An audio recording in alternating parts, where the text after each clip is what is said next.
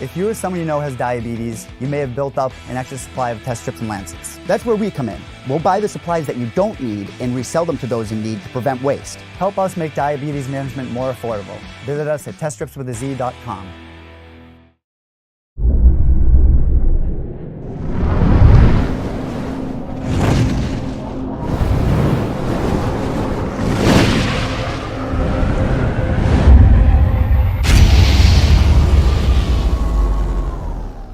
All right, Super Bowl week continues here on the program. Joining me right now, he's going to take on Aljamain Sterling, February 17th. This fight has been years in the making on the regional scene, and it's finally going to happen, and in all places, in Phoenix, Arizona. The first event on Big ESPN. Jimmie Rivera is here on the new platform. How are you, Jimmie? I'm doing good, man. I apologize. Someone's calling. The phone calls go to my phone, so it'll go away in a second, but I'm good. Sorry about that. I was wondering why I saw your handsome face all frozen like that, but now we got it all figured out. So it's finally happening, man. You and Aljamain Sterling. I feel like this fight was so close to happening so many different times. It was never able to get put together, and the stars have finally aligned here. And I know the last time we spoke, you know, you were coming off the win over Dotson. You weren't overly thrilled with the idea and the concept of fighting Aljamain next. And in fairness, he wasn't overly thrilled with the idea of fighting you in his next fight. So I guess my question is, how did this get done, and are you happy about it? I was just basically, we were the only two ones left to partner up because Cody wasn't taking any fights. He was waiting. And I said, yeah, I mean, if he's the only person in the fight, I want to stay busy. I don't want to stay out too long and not fight. So he ended up taking the fight too. And that's how the fight happened. I mean, there's been plenty of times before that he didn't want to take the fight. And then, you know, this fight, you know, really helps him. For me, it's just to stay busy. So I'm not out too long. But it helps him move up forward, obviously. Me, it kind of probably keeps me stand still. If I win the fight, I'll probably still stay at 5. You know, for reals on the years on the regional scene with CFFC, this is kind of the dream matchup. You know, people in that area were talking about it. This is the fight people wanted to see, and it pretty much followed you guys into the UFC. So in a way, you're just happy that the fight is going to happen, so you don't have to talk about it anymore unless it's for a title belt down the road? I mean, it's just, you know what it is? For me, it's just another fight. I'm going to go in there and fight. I know we tried to fight a few times. It didn't work out. And he talked a lot of smack about it. He was like, get in the UFC. I got in the UFC. And he still didn't want to fight me. Now, it's just funny kind of how karma happens. And I'm doing better than he is in the UFC. It just, shit happens. It is what it is. But I'm just looking forward to the fight and getting back in the cage and getting some work. I want to fight before the end of the year. But, you know, I was promised Sean told me Assuncao wanted to fight me. And then they renegotiated contracts, so Assuncao would fight Marlon. So if I would have known that, I would have not wait for Assuncao, and I would have ended up fighting maybe Cody Garbrandt or someone who was free right before before Christmas, just to get another fight in. And that didn't work out. So basically, it was Sterling, and I said, all right, let's do it. I mean, been wanting to fight for a long time, and like might as well get it out of the way. You know, Aljamain had that vicious knockout loss to Marlon Moraes, and he's gone back to the drawing board a little bit, and he's had a couple really solid performances, picking up those wins over Brett Johns and the aforementioned Cody Garbrandt. You know, a couple of young and up-and-coming guys. Have you been impressed with him as of late, or do you think he's kind of the same Aljo and the opponents just lined up nicely for him? I mean, it all depends. Everybody has different styles to make fights.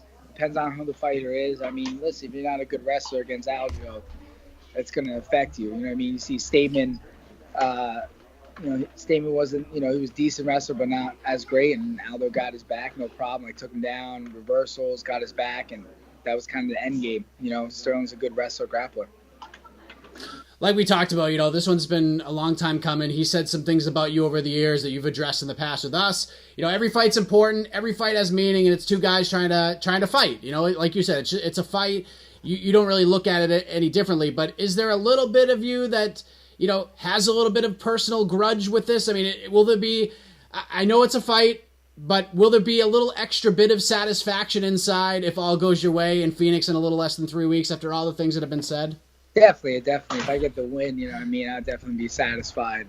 Kind of feel that relief of, now you can shut the fuck up, kind of thing with all the shit he said in the past and the stuff he's saying now. I'm not really one to trash talk. I just kind of, tell my point of what I believe in.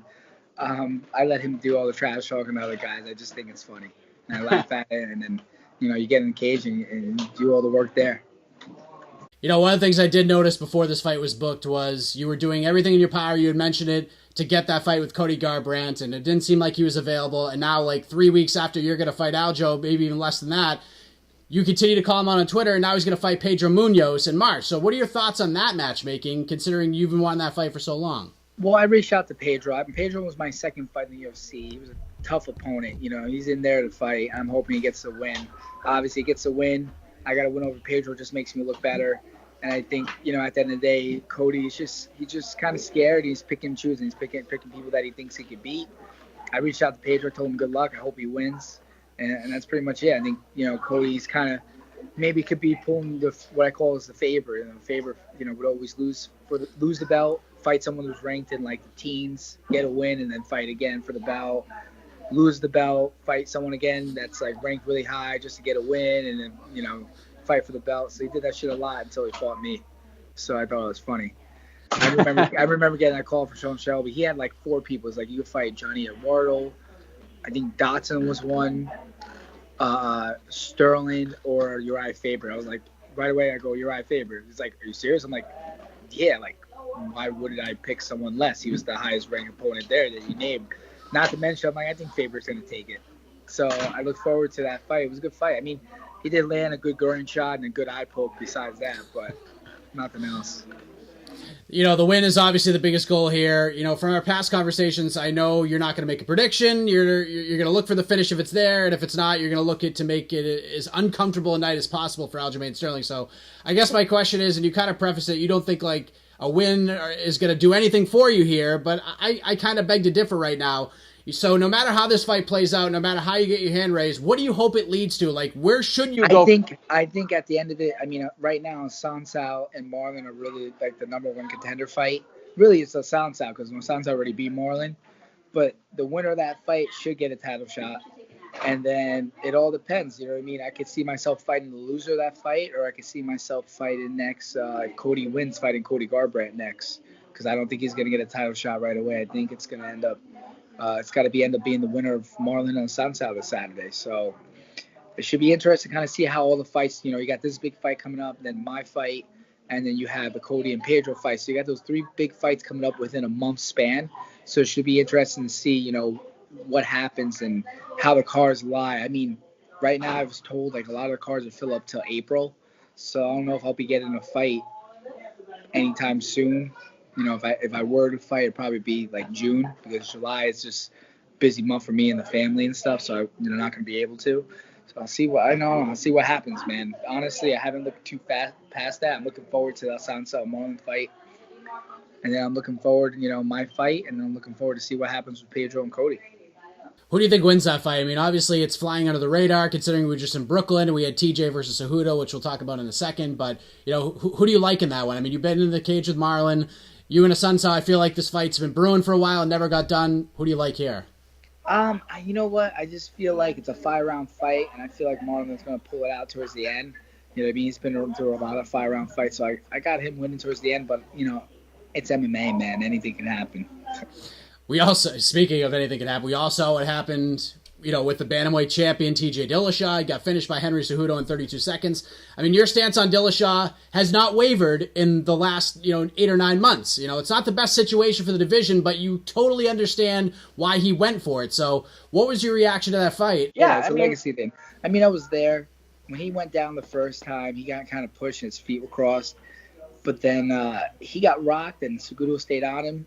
And I just thought he was still working. He wasn't, these guys are pros and been fighting for a long time. Give it another 20, 30 seconds. You know, if he goes completely limp or he gets rocked again and he's like on his back and incoherent, you know what I mean, then you stop the fight. I think it was a little early stoppage. I think sometimes refs are so close to the fight that they need to take a little step back, give a little bit more room to see what actually is going on. When you're really close, like you really couldn't say, you can't say anything because when you watch the replays, TJ's eyes are closed and he's still reaching and scrambling for Henry. And then all of a sudden the ref grabs him, he stands up and does a turn quick, and you know, he's kind of still in the game, a little dazed, but not completely done. So I think the fight, it all depends on where the money lies and what happens. That fight's either going to happen at 25 again or at 35. But I could also see Henry maybe possibly leave and go to 1 and making some money at 125 too. So there's a lot of opportunities for Henry, especially he got that win. I think the UFC really wanted TJ to win, obviously, and I just thought it was a quick stoppage. You give a little more time. These guys are not like 2-0, 3-0. These guys have about combined maybe 30, 40 fights together. Like they're experienced. They know what they're doing. They've been doing it for a while, so you don't stop it that quick. So that's my opinion. People disagree or agree. I don't care.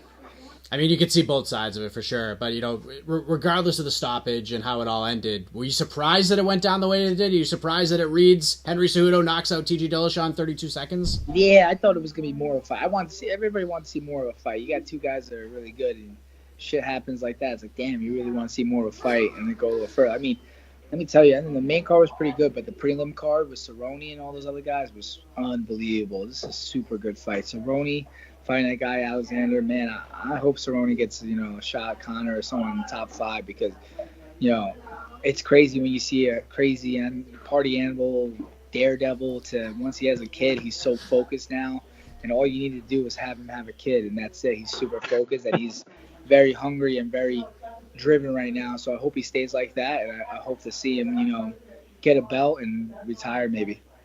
Alex is no joke either. That was a really big win for him. So yeah, he's a tough kid. Definitely. So as you can see right here, Jimmy, I'm wearing my Patriots. I'm from New England, so I'm wearing the stocking hat. My parents got it for me for Christmas. I've worn it every second I possibly could, and I wear it with the utmost sense of pride, Jimmy. And I've been a Patriots fan since I was a kid, been through the ups, been through the downs, been through the 1 in 15 seasons. I've been through it all. So I've seen on Twitter that you have actively, at least where I sit, been rooting for the New England Patriots. Are you rooting for the Patriots on Sunday? Are you a fan? And if so, when did that all start? I mean, I've always been a fan of Tom Brady. The only time I wasn't a fan when he's playing the Giants, because I'm from Jersey and New York area. I'm a Giants fan first, and that was one of the best wins. You can't really top that. They win 18 straight and they lose that one. You know what it is because you're a Patriots fan. 18-1. I mean, the Giants suck now, and they need to do something about a lot of things and their quarterback, but. Tom Brady is just a beast. He's just nasty, and he's even better under pressure, so you love him even more. So I'm hoping the game was close. It's going to be close this weekend. I hope it's not like a blowout, but you never know. If it's a blowout, then I'm, by the second quarter, if it's like 40-7 or some shit like that with the Patriots, I'm stopping. I'm done watching. I'm not even going to continue watching. But if it's a close game, man, I'll be there watching, and I like watching Tom Brady, just do his thing. I mean, he had Gronk too, who you don't know what's happening with him next, but he had some awesome plays that game, and it's just great to see these guys go. And there's some top talent, man. They've been around for a while, the chemistry, but again, Tom Brady's just fucking nasty. If the Rams sign David Tyree this week, I'm gonna be friggin' pissed. I don't want any of that crap. Or Mario Manningham. Keep those guys away. So are you picking the Patriots in a close one? Because I would like to see that 40-7 for a change. I don't want to have another heart attack like I had a couple weeks ago. Nah, I like the close ones. I love the close ones. And Brady's good under pressure, except that 1 year against the Giants. The 1 year. God, I don't even know what the fuck happened that year, but we pulled it out and won it. And you gotta love it. There's people walking around 18-1 shirts. I mean, you win all those games. Like, how do you do? You win all those games, you lose the most supported game. But, I mean, they ain't doing shit the past couple of years with the Giants, so I can't say anything. And Patriots are in it again, and, you got to give a lot to coaching and a lot to, some of the guys on the team and a lot to Brady, too.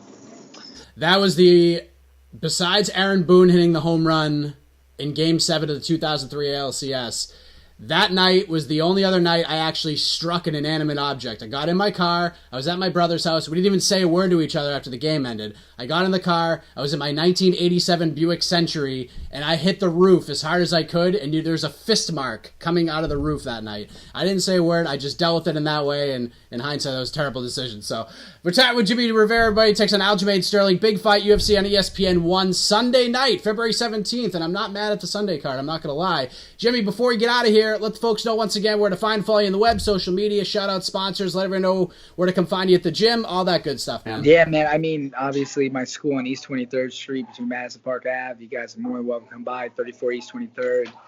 On Twitter, Jimmie Rivera 135. I'll be tweeting this weekend, too, about the game. And, Jimmie Rivera on Instagram. I mean, all my sponsors. I got Eat Clean Bro, Tim Tam, follow Counter-Strike MMA, which is my recovery, my physical therapy. Pete Berger, my chiropractor. Tiger Fight Gear.